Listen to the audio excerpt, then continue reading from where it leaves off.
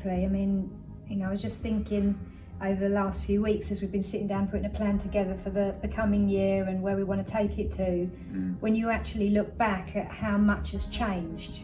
I don't just mean how far we've come and the market centre's changed and the number of people we've got, but I mean actually the model itself in the UK, how many improvements that have been made, how many alterations that have been made that makes it even easier for our agents to start. Yeah, I mean, let's look at the cap. When we first opened up the market centre, it went from 63 to 90%, and that was it. Now it goes from 63 to 98%.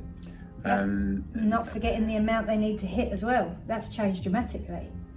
The amount to hit? Well, yeah, like the amount of money that they needed to produce for the market centre before they hit that cap. Oh yeah, of course. Yeah, that's come down hugely. Not quite half, but not far off. So yeah, it means more volume for us, more agents coming in, learning from those agents. But yeah, the financial aspect just alone for agents joining is obviously far better than what it was before.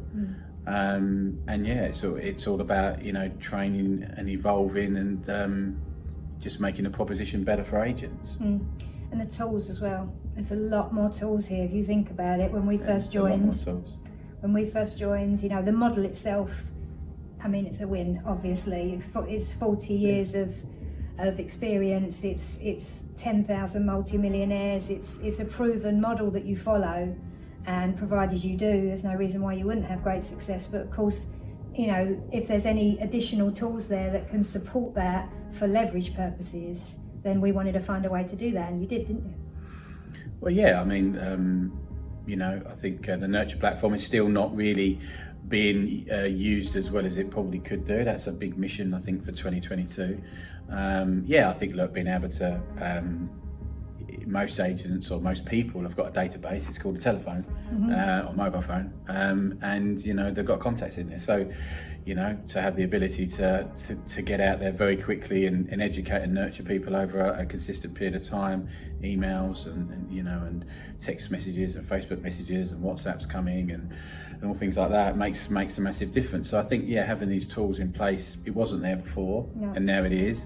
Being able to do a 36 touch program very, very quickly is it's great. And I think it does get underestimated in terms of growing the database and feeding it, having a smart database. And I think we're all learning all the time. And I think that's a great thing with the market centre. You don't really sometimes understand that with people doing certain roles within the market centre.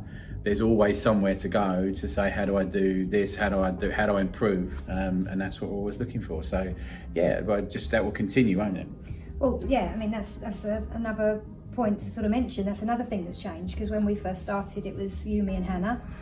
We all had our roles and we were dedicated to those roles and still very much are. But of course now we've got Sophie, productivity coach, helping people get into production really quickly.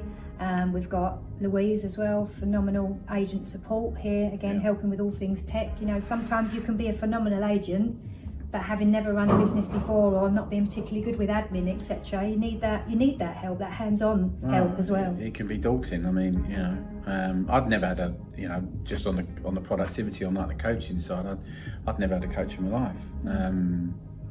It was a big decision for me to do that 2 years ago, and I don't know if I could continue without one now, to be honest. And I think having that support, particularly when you're running your own business and growing the business, where do you go for that help and advice?